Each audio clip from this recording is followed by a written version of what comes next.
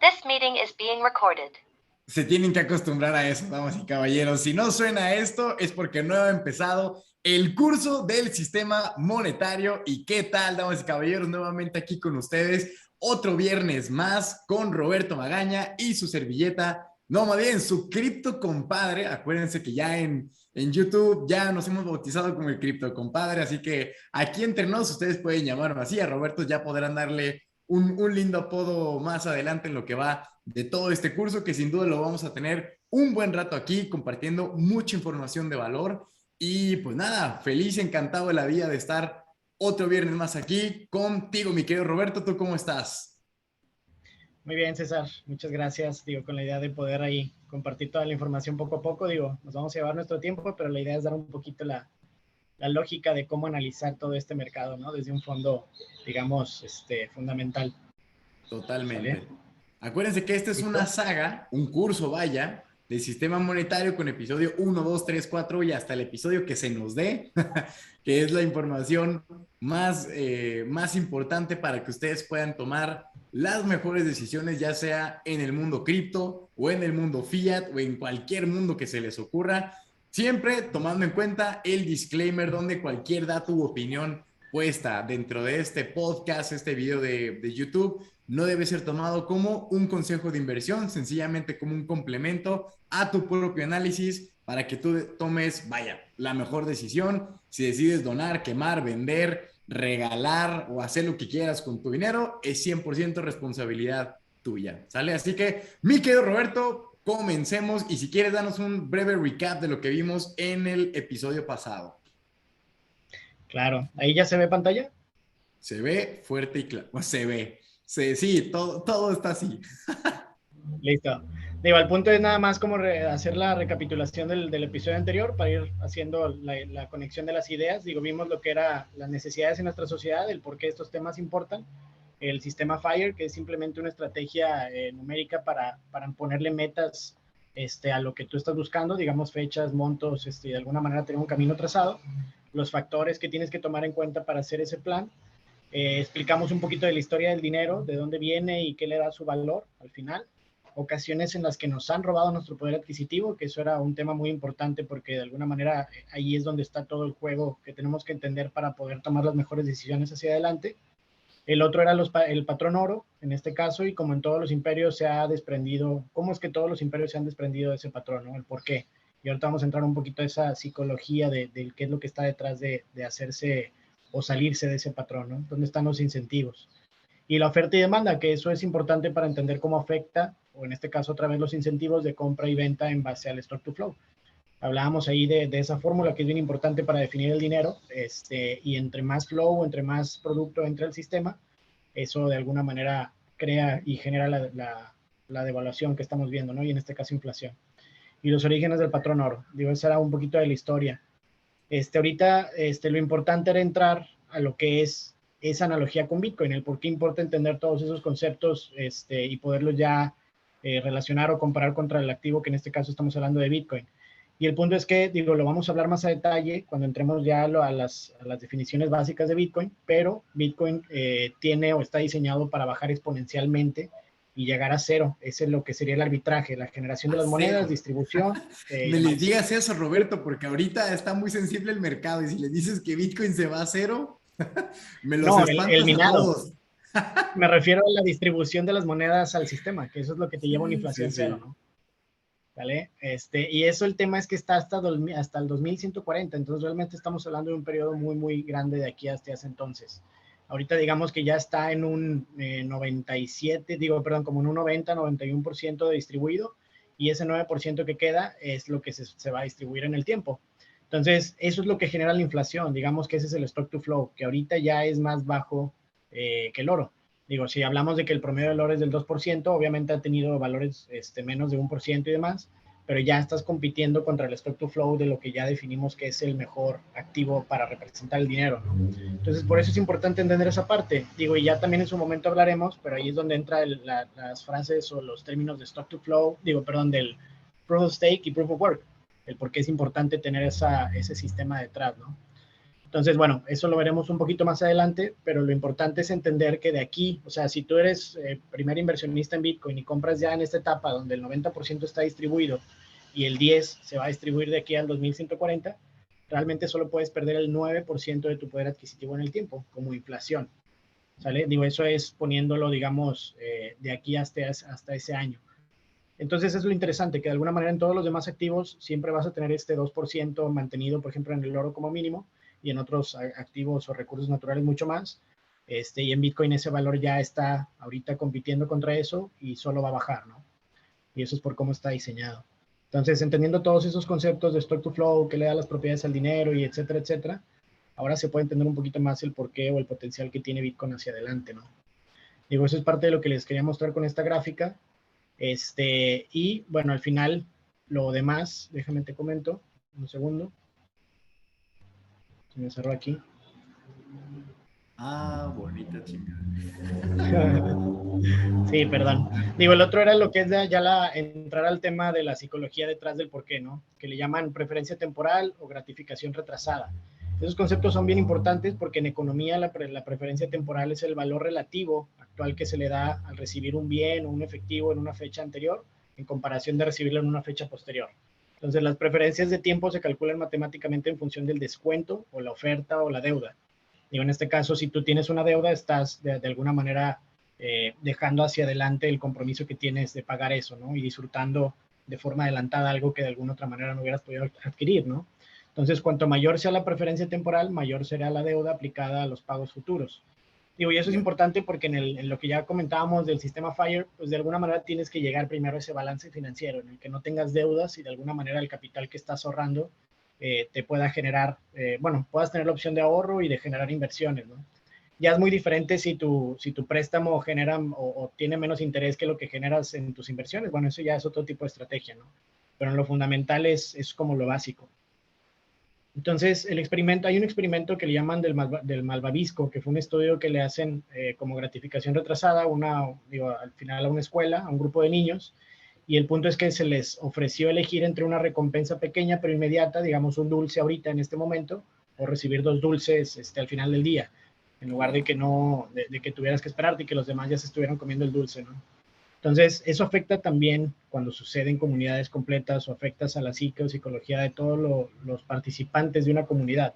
Digo, y ahí es donde entra el tema del populismo, ¿no? Es muy fácil imprimir dinero y regalar cosas como gratificación inmediata a hacer algo productivo que te lleve 4, 5, 10 años desarrollar y que genere un valor realmente a la sociedad, ¿no? Entonces, a eso me refiero con que esto se puede ver en todos los niveles. Digo, aquí con niños pues son dulces, pero también en un país esa incentivo de poder imprimir o de evaluar la moneda al gusto para hacer X proyecto, pues es de alguna manera pagar algo que no tienes, ¿no? Y que estás de alguna manera buscando un adelanto. Siempre y cuando sea algo productivo. Robert, Dime. así que acaba de surgir. ¿Tú realmente crees que los países conscientemente devalúen sus monedas? O sea, es decir, oye, güey, o sea, sí, tenemos que construir un nuevo aeropuerto, un nuevo todo, no hay fondos, la gente no paga impuestos o los paga, no nos alcanza. Vamos a imprimir, aunque sepamos que esto se va a devaluar un 10%. O sea, sí lo hacen de forma consciente. Sí, yo creo que sí. Digo, yo creo que ya todo eso al final como un análisis matemático que hacen de qué es más riesgoso a qué. Digo, y lo puedes ver en el tema de COVID, o sea, lo puedes ver en el tema del COVID, que para ellos fue una necesidad hacer eso, porque si no se detenía el sistema, se para el dinero y tú sabes que esto tiene que seguirse moviendo, que le llaman el M2 Money, que también lo vamos a ver en su momento, pero todo eso es parte de lo que se necesita para que se siga moviendo el dinero, cuando en una economía tipo COVID, que todos estaban encerrados y que no había vuelos y que esto, pues no tienes eso, ¿no? Entonces Claro, lo tienes que generar de forma artificial. Sí, lo tienes que generar de forma artificial. Entonces, yo digo que sí, porque también el 2008 fue lo mismo, o sea, tenemos que hacerlo porque si no el sistema bancario se cae y todos perdemos. Y también lo fue en la Primera y Segunda Guerra Mundial, que eso es algo que vamos a ver, o sea, también fue un tema de tenemos que imprimir porque tenemos que ir a guerra por estas personas y estas condiciones, ¿no? Entonces, siempre hay una buena razón para hacerlo, digo, puede ser buena o mala, digo, ahí es donde entra el tema moral, ¿no? Digo, ¿quién dice que si Estados Unidos no hubiera devaluado su moneda, Inglaterra hubiera ganado a Alemania y pues otra cosa hubiera sido, porque no hubieran tenido los fondos, por decir algo, ¿no? Entonces, tampoco es que sea bueno o malo, simplemente es una decisión que se toma en base a lo que ellos consideran que lleva más riesgo, sí o no, ¿no? Y eso, pues obviamente, como sabemos, decisión humana siempre va a llevar errores, digo, no todo va a ser perfecto, ¿no? Pero sí es un tema que vamos a ir entrando más a detalle. Digo, el punto es que este estudio a gran escala enseñaba que el pasado económico y no la fuerza de voluntad era uno de los factores más comunes. Y eso se debe a un entorno económico deficiente o pobre, o sea, del país en este caso, no estoy hablando del individuo. Y uno ve la necesidad inmediata de asegurar, que en este caso no es de gozar, es de asegurar su dinero y energía y tiempo, y eso afecta psicológicamente a una comunidad, ¿no? También a gran escala. Entonces, los mejores ejemplos son países como Argentina, Kenia, Turquía, Venezuela, donde ahí se tiene una inflación mayor al 50% anual y cada año pierden literalmente la mitad de su poder adquisitivo, ¿no? Entonces, si su economía está 100% distorsionada, será imposible solucionarlo en el mismo sistema, ¿no? Ejemplos de esos hay muchos en la historia. Entonces, de alguna manera, si tú a un país como eso les preguntas cuál fue la mejor inversión que pudiste haber hecho ahí, pues fue ninguna, porque todas se hubieran devaluado contra eso, ¿no? Digo, sea empresas, sea acciones, inclusive la gente, hay historias en Argentina donde depositaban en dólares y el mismo país les hacía el cambio al peso y se los entregaban en la otra moneda, ¿no? De forma inmediata. Entonces, de alguna manera no tienes por dónde salvarte, ¿no? En condiciones así. Y eso es a lo que me refiero. Digo, obviamente Estados Unidos no es el caso porque ellos son la moneda reserva. Digo, no es que ellos vayan a tener hiperinflación ahorita, pero todos los demás estamos sujetos a vivir eso, ¿no? Y en México ya se vivió en el 94 y demás. Entonces, no es que no pueda pasar. El punto es que la diferencia entre la voluntad, o cuál es la diferencia entre la fuerza de voluntad y el deseo de hacer las cosas, ¿no? Que también ahí es otro tema, digo. El Salvador, Honduras, Portugal tienen un excelente futuro si mantienen esa visión real de una libertad financiera para su gente y de alguna manera no depender de este sistema fiat que solo se degrada, ¿no? Oye, a ver, Normalmente pausa. los primeros... ¿Dijiste Dime. Honduras? Sí, en Honduras y Portugal hay unas regiones que también están empezando a hacer como temas culturales, educativos y de utilizar, así como fue aquí en el SONT en El Salvador, donde de alguna manera antes de que el gobierno supiera o algo, ya había una economía circulante en ciertas economías, digo, en ciertos lugares, ¿no? Okay. Aunque no fuera de curso legal, pues. Simplemente digo, es como si tú y yo nos ponemos de acuerdo y juntamos a 10, 20 amigos y de alguna manera hacemos una economía de que todos nos pagamos en Bitcoin, digo, aunque no sea legal, Claro. pues no puede haber una restricción, ¿no? Claro. Entonces, a eso me refiero, con que en ese tipo de comunidades ya está pasando y de alguna manera eso es lo que al menos aquí en El Salvador incentivó a que fuera de curso legal, ¿no? Entonces, digo, es un buen inicio, digámoslo así. Entonces, un ejemplo muy común es el gastar cosas que uno no ocupa porque están en descuento o comprar cosas que uno quiere porque no alcanza, digo, pero no te alcanza con efectivo, como ropa, artículos electrónicos, digo, el celular, carros, y no estar preparado financieramente y sacar deuda. A eso me refiero, ¿no? Para pagar ese tipo de lo que en teoría deberían de ser emergencias únicamente y no un tema de un lujo, ¿no? Por llamarlo de alguna manera, un estilo de vida. Oye, que todavía no. Es lo del lujo y por descuento. Fíjate que la otra vez escuché una analogía que se me hizo bien interesante. Te dice, a ver, una tienda de ropa, imagínate en el Black Friday, ¿no? Una chamarra, güey, bonita, toda padre. Tú ves que cuesta 1,000 pesos y en el Black Friday te la dejan en 800. Entonces, uno diría, no mames, güey, o sea, güey, me acabo de ahorrar 200 pesos en esta super chamarra. Pero el problema o la analogía dice, tú no ahorraste 200 pesos, tú gastaste 800 pesos. Y lo entendí, claro.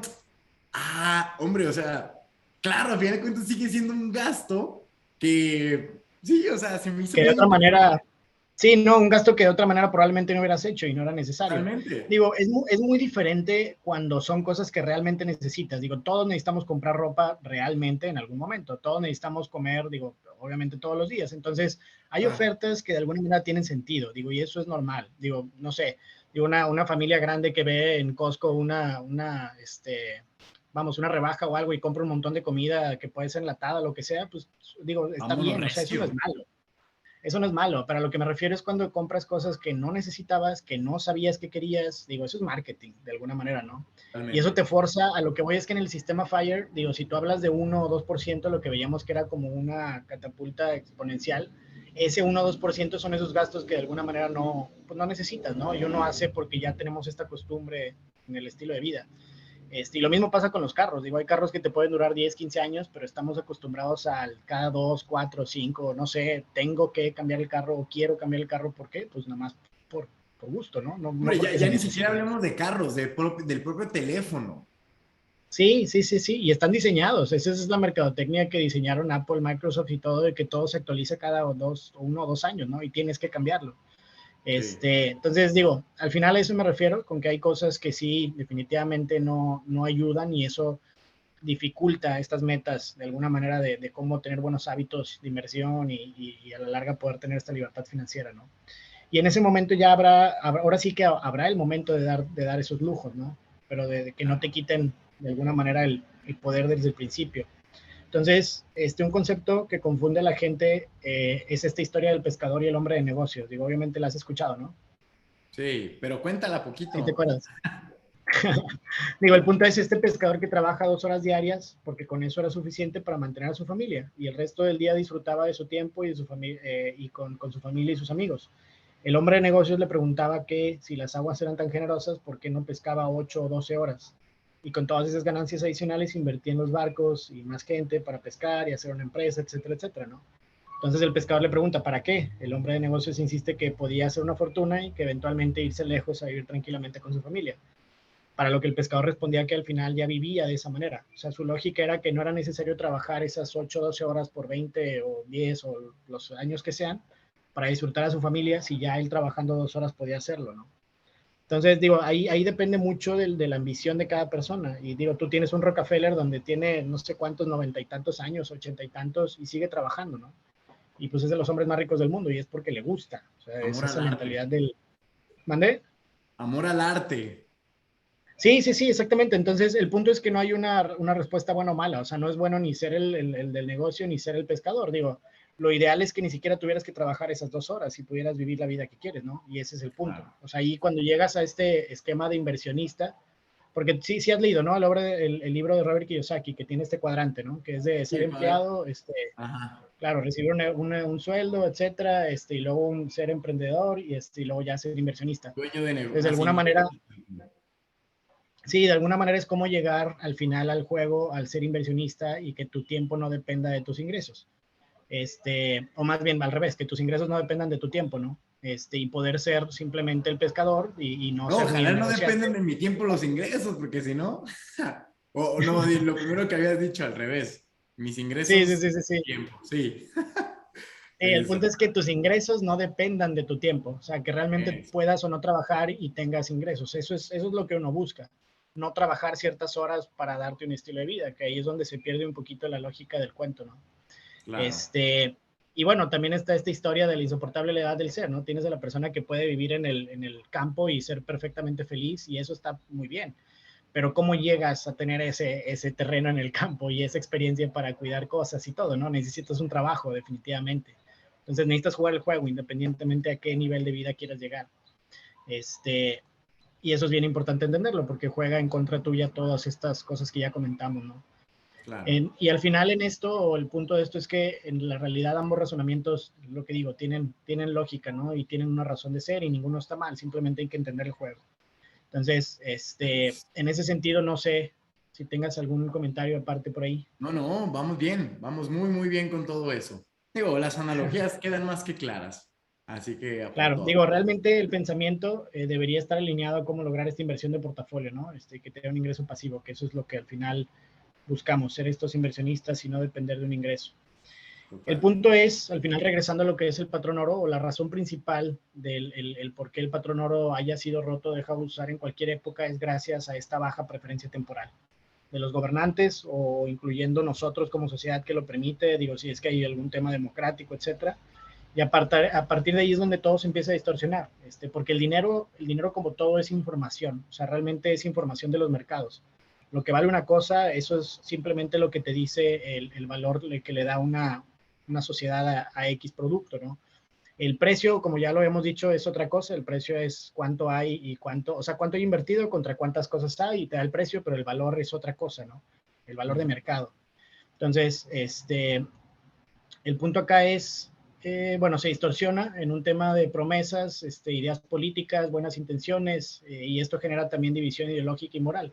además de los problemas inatendidos en todas las sociedades. A lo que quiero llegar es que cuando una vez se empieza a devaluar la moneda, generas precisamente esto de que, por ejemplo, en Estados Unidos, que tuvieron que dar un montón de dinero de gobierno para mantener a la gente adulta porque ya no había cómo mantenerlos. Entonces, de alguna manera, tienes que devaluar la moneda, porque eso fue, devaluar la moneda para dar ese servicio, y dejas, o lo que digo como consecuencias inatendidas, es que dejaste de atender a todas las demás demografías, ¿no? Todas las demás demografías están pagando por esos beneficios de estas generaciones. Entonces suena como algo bueno, porque sí, ¿cómo no vas a ayudar a la gente grande, no? Pero al final, Claro. pues eso todo distorsiona. Que construyeron este país y... Sí. Sí, no. Y al final el por qué, o sea, ¿por qué no se pueden pagar esos servicios? Es porque están devaluando la moneda y todos los servicios hospitalarios cuestan más. Entonces, es querer solucionar lo mismo con lo que en su principio generó el problema, ¿no? Eso es lo que pasa realmente. Y ahí es donde también salen todos estos gaps de riqueza, porque los que tienen activos se hacen más ricos, y digo, sin hacer nada, porque la inflación lo que hace es que el precio de los activos suba en valor, o más bien tú lo ves en base a lo que se está bajando la moneda, y todo el consumo es cada vez más complicado. Entonces, digo, realmente ahí la tienes de perder por todos lados, ¿no? Y eso también genera estas confrontaciones políticas de los ricos y pobres que vemos, ¿no? Y ahí es donde entra también el tema de divide y vencerás, ¿no? Al final eso es lo que hace el Fiat. Digo, el Fiat simplemente divide y distorsiona toda la sociedad y eso ayuda a que se mantenga. Exacto. Totalmente. Entonces, después de la Primera Guerra Mundial, y es lo que comentaba ahorita, se vio la necesidad, y puedes decir moralmente cuestionable, de romper el patrón oro, ¿no? Y de degradar la moneda para fondear de forma inmediata el gasto militar. Entonces, con eso poder pelear, ganar la Primera Guerra Mundial y otras guerras que siempre fueron creadas.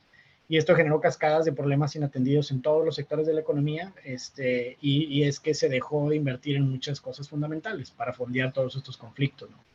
Entonces, todo eso es lo que yo comento que es el incentivo más grande. O sea, sí, digo, porque realmente el patrón oro dejó de existir como tal antes de la Primera Guerra Mundial, y es por esto, o sea, porque de alguna manera todos tenían que devaluar su moneda para fondear la guerra, si no te quedabas sencillamente fuera. Claro. Porque, digo, si te pones a pensar, era muy complicado que los gobiernos, independientemente de que estuvieran en un conflicto como esos, convencieran a la gente de que pagaran más impuestos, digo, y eso como partido y como político siempre está mal. Entonces, ¿cómo le haces para captar fondos sin subir los impuestos? Y la única manera es degradar la moneda, ¿no?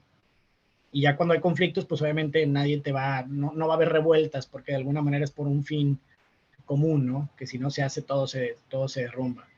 Entonces, sin haberse recuperado después de la Primera Guerra Mundial, llega la Segunda Guerra Mundial, y se toma la misma estrategia monetaria para degradar la moneda, incrementar el gasto y generar, en este caso, lo que buscaban era aumentar productividad, pero realmente lo que generaron fue todo lo contrario, ¿no? Entonces, estos son los problemas principales, digo, el por qué se dejó de utilizar el patrón oro y cuál es el incentivo. El incentivo es eso, es buscar mantener el dominio cual sea que existe en ese gobierno, ¿no?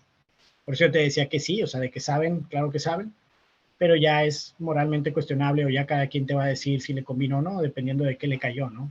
Es a lo que me refiero. La gente grande puede decir que todo está bien, digo, si recibieron esos beneficios, pero realmente todos los demás, pues no es lo mismo, ¿no?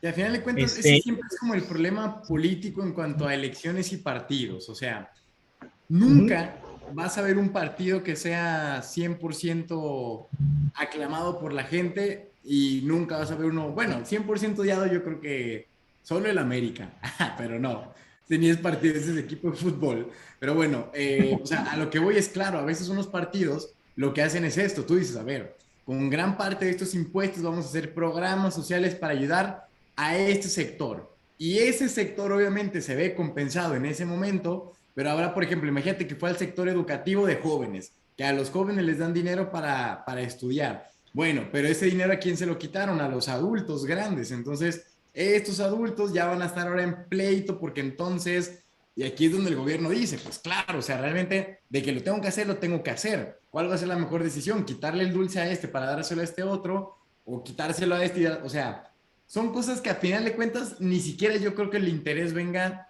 por parte del país. Yo creo que es el interés del propio gabinete, ¿sí? O sea, decir, mira, a ver, si yo hago esto, sí, además de que les va a ir bien y probablemente los de arriba me echen tomatazos y lo que quieras, pero al final de cuentas yo voy a quedar bien y por aquí me puedo echar una lanilla extra, ¿sí? Entonces, la moral claro, es medallas. Son medallas para ellos, digo, hacer todo ese tipo de de convencer a la gente de poder devaluar la moneda para hacer cualquier proyecto, son medallas para los políticos, es un incentivo para ellos hacerlo. Cuando realmente eso lo pasan o lo entregan como inflación, ¿no? Entonces puede que no se lo quiten específicamente un sector, sino se lo quitan parejo a la economía.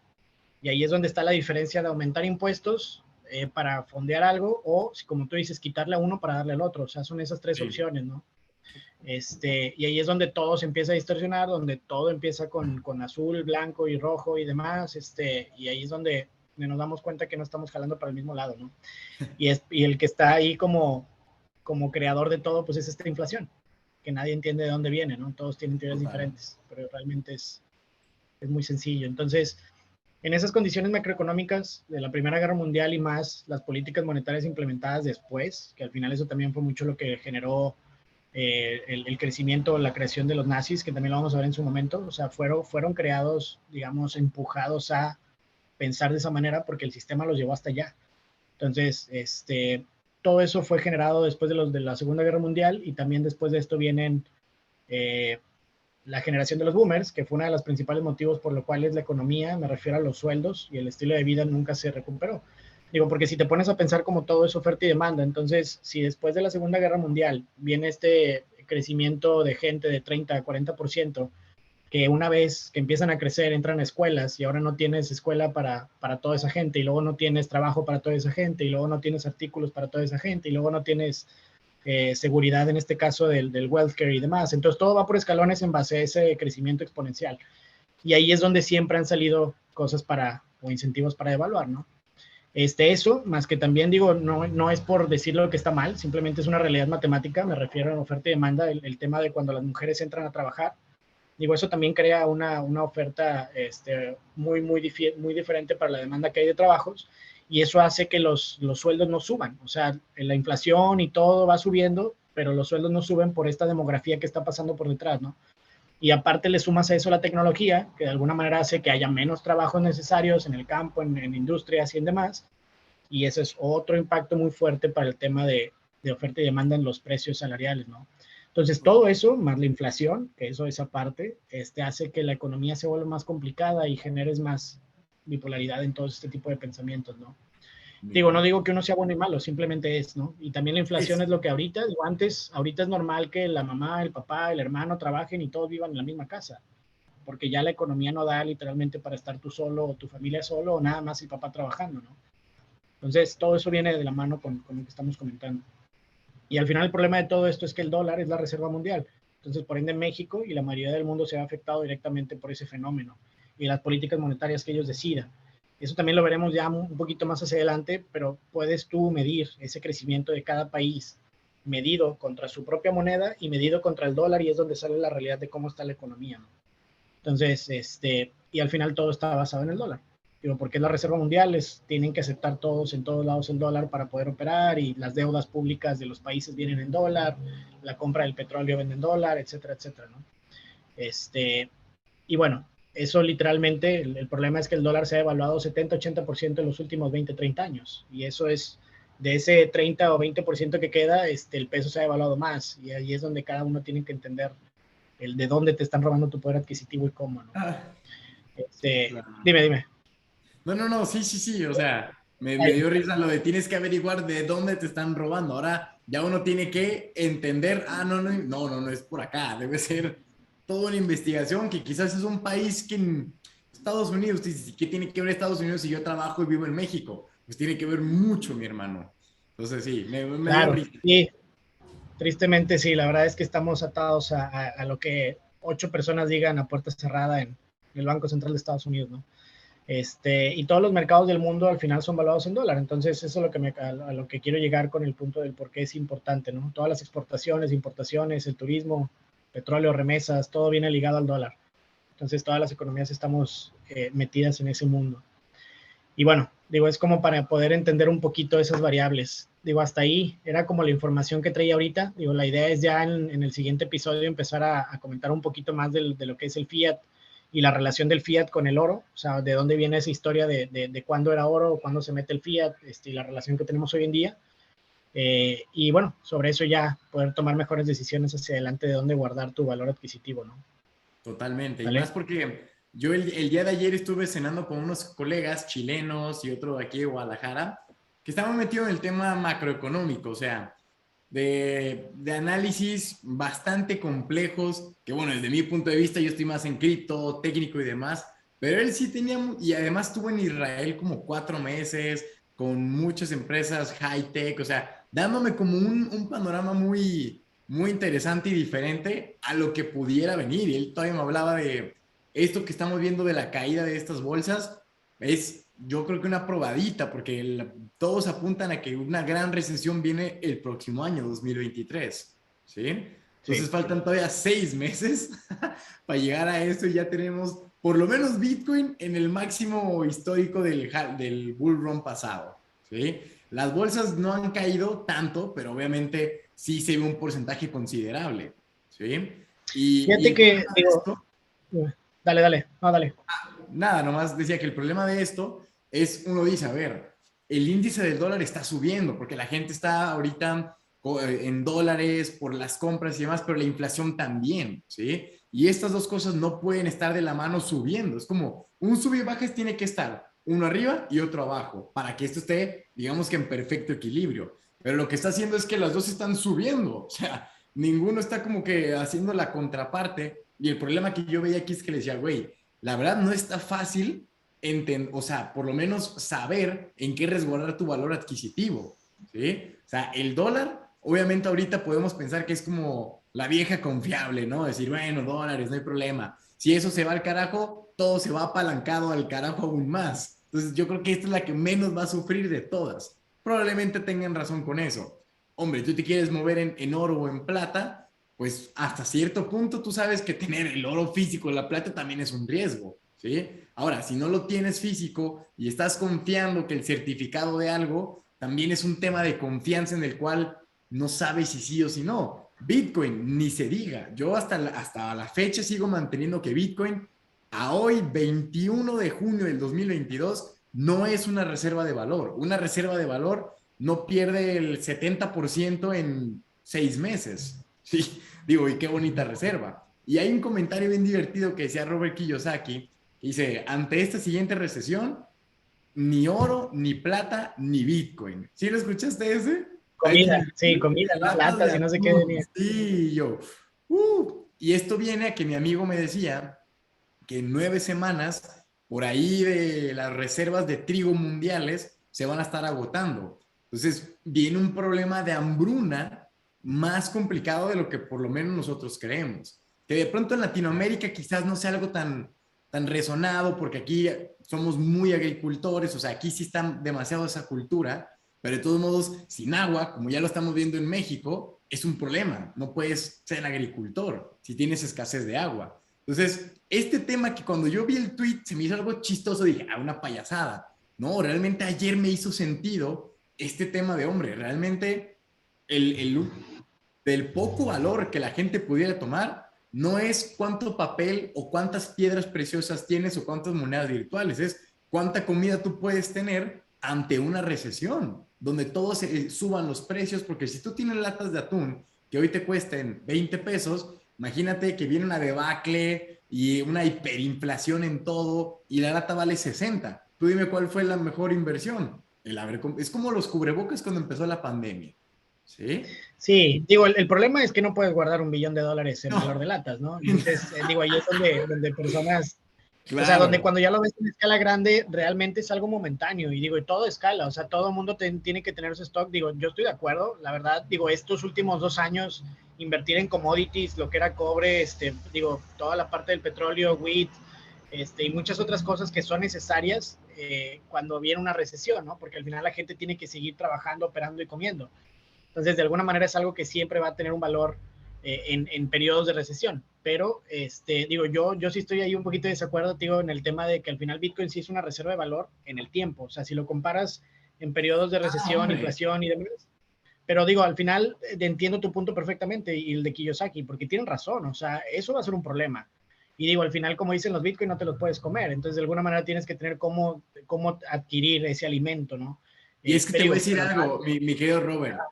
Lo que tú dices estoy también muy de acuerdo, que en el tiempo sí es una reserva de valor, pero para que se convierta en tu reserva de valor, tú tienes que tener liquidez, porque si no Claro. tienes liquidez de nada, o sea, claro, uno lo dice en una posición de, cabrón, tengo $1,000,000 ahí en efectivo, donde si algo pasa, pues yo sigo bien, entonces yo puedo comprar Bitcoin y esperar 4 años a que eso recupere los 70,000, pero díselo a alguien que tiene de reservas en su casa así de ahorro de su vida $1,000. O sea, no, Claro. ahí no entra en la reserva de valor por su cabeza. Dice, si no gano mañana o Claro. por lo menos en 6 meses, un año, esto no me funciona. Él reserva para el que tiene ya, para el que ya la hizo, para el que tiene la liquidez. No te voy a decir 100% resuelta, pero como tú lo has dicho en las gráficas del primer episodio, que por lo menos ya no depende tanto de tu ingreso, de tu calidad de vida. ¿Sí? Ahí sí puede aplicar, pero para el que no, eso todavía está muy lejos de serlo. Sí, completamente. Digo, y ese es el problema, ¿no? Para salirte de ahí tienes que tener un hábito de ahorro y de inversión, Sí. digamos, muy diferente al que uno pensaría.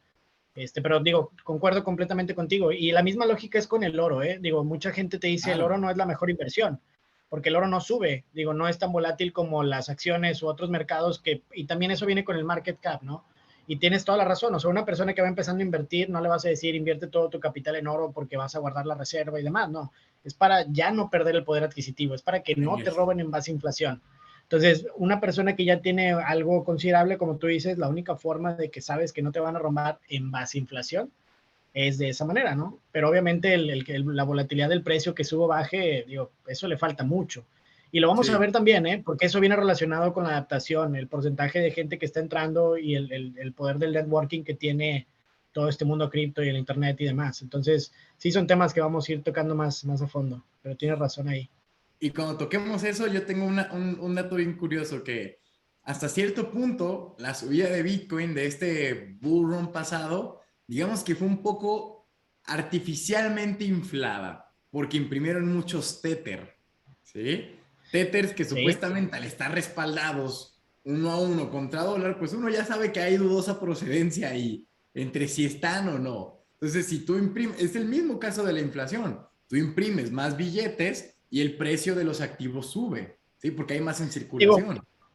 pero bueno, eso es debatible en el sentido de que, digo, nadie lo puede comprobar, yo no te lo puedo comprobar, ¿no? Claro, Pero en sí, no, teoría, ni yo, ni para yo que tengo haya pruebas esa... para decirte que así fue. Yo nomás estoy diciendo que también Claro, hay una posible teoría de que eso haya ocurrido y para mí tiene sentido porque la subida pasada, la de noviembre, fue sin volumen y sin el mismo capital. Entonces uno dice, a ver, si volvió a subir, el volumen iba decreciendo, eso significa que no hubo capital nuevo, sino que fue el mismo que ya estaba dentro del sistema. Pero ¿cómo se creó? O sea, ideas raras que yo dije, bueno, me hace sentido, pero así de comprémelo, no, pues no tengo ni idea. no, y tienes razón, yo creo que más que haber impreso lo facilitó Sí, mucho más. Si lo vemos sí, ahorita, todo mundo no se sale de Bitcoin a dólar o a peso, se sale normalmente un stablecoin, digo, cuando venden. Entonces, yo no creo tanto que sea el tema de que hayan impreso, sino que realmente facilitó mucho el ingreso de capital y de quedarse en el ecosistema entrando y saliendo de forma con menos claro. fricción, pues. De alguna manera lo hizo mainstream. Entonces de ahí salieron todas las empresas que daban todos los servicios y que tenían acceso de alguna manera mucho más rápido, ¿no?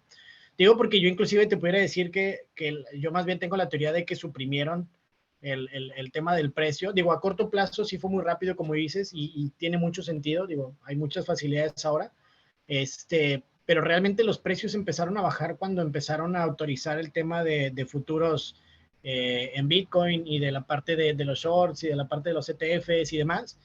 Digo, porque eso también facilita a los mercados, digo, hacer otro tipo de juegos, ¿no? Y eso se ha visto con el oro y con muchas otras cosas que con futuros logran suprimir el precio y ganar un montón de capital haciendo shorts y otras cosas. Entonces, así como Tether facilitó el que el retail pudiera entrar y salir de forma muy fácil, el tema de los ETFs futuros y otras cosas está facilitando a que las industrias se metan y también empiecen a jugar con esa volatilidad, ¿no? Todo a corto plazo. Pero estoy de acuerdo, o sea, hay muchos temas ahí bien interesantes que juegan en contra y a favor del precio, ¿no? Como lo vemos Sí, ahorita. te digo, no, ese está un episodio que lo divertido es encontrar la gente que tiene una postura diferente, porque entonces empieces a escuchar como que ambos puntos y al final la persona podrá, o sea, la audiencia, el que Claro, nos escuche y fue podrá otra, tomar ¿no? Sí, y tiene otra, y, no, pero yo pensé que, cállese. No, al final sí, claro, termina sacando un criterio propio. Y eso es lo que buscamos, Claro. que la gente pueda desarrollar su criterio propio en base a toda la información, con base, perdón, a toda la información que le estamos proporcionando. Mi querido Robert, platícale de qué va a ser el siguiente episodio. Dales un sneak Precisamente peek. es eso, ¿eh? Precisamente Mira. lo que acabas de decir, cómo medir, o sea, la historia del fiat y cómo medir la depreciación de todos los activos en base a lo que en teoría tiene valor, que en este caso es el oro. Digamos que es como saber contra qué medirlo, porque como ya lo dijimos, todo está distorsionado, ¿no? Entonces, ¿contra qué lo mides? Y ahí es donde vamos a entrar en esos puntos, ¿no? Ya ven, para que ¿Vale? no se lo pierdan, todos los viernes en punto de las 12 van a tener al Mr. Roberto Magaña y a su cripto compadre César Oski a la orden para seguir aprendiendo más de este curso del sistema monetario. Sí, creo que sí quedó, ¿verdad? Me gustó el nombre y Así además es. vamos bien, episodio 1, episodio 2, el episodio 3, espérenlo que vamos a andar ahí, ya saben que lo pueden escuchar tanto en Spotify o en YouTube si nos quieren ver nuestra linda carita y estar ahí pendientes. No olviden suscribirse a los dos, a Spotify, a YouTube. En Spotify dejarnos 5 estrellitas en el review para que siga creciendo el rating en todo esto. Y pues nada, mi querido Robert, ¿quieres agregar algo más? No, nada más. Digo, vamos a ir un poquito a paso lento, pero sí vamos a entrar a todos los detalles que comentas, y yo creo que sí, vamos a tocar ahí muchos temas bien interesantes. Dale. Esto porque la saga tiene que durar, tiene que ser, es como la de los The Walking Dead. Cuando tú crees que ya va a terminar, no, apenas vamos a la mitad. Y se Es pone cada correcto. vez mejor. Es una franquicia. Lo que ustedes no saben es que esto es una franquicia. Pero bueno, pues nada, nos estaremos viendo la siguiente semana en este mismo lugar para que nos sintonicen. Y como siempre les digo, este es Roberto junto con César Oski y les mandamos un cripto abrazo. Cuídense mucho y buen fin. Bye bye.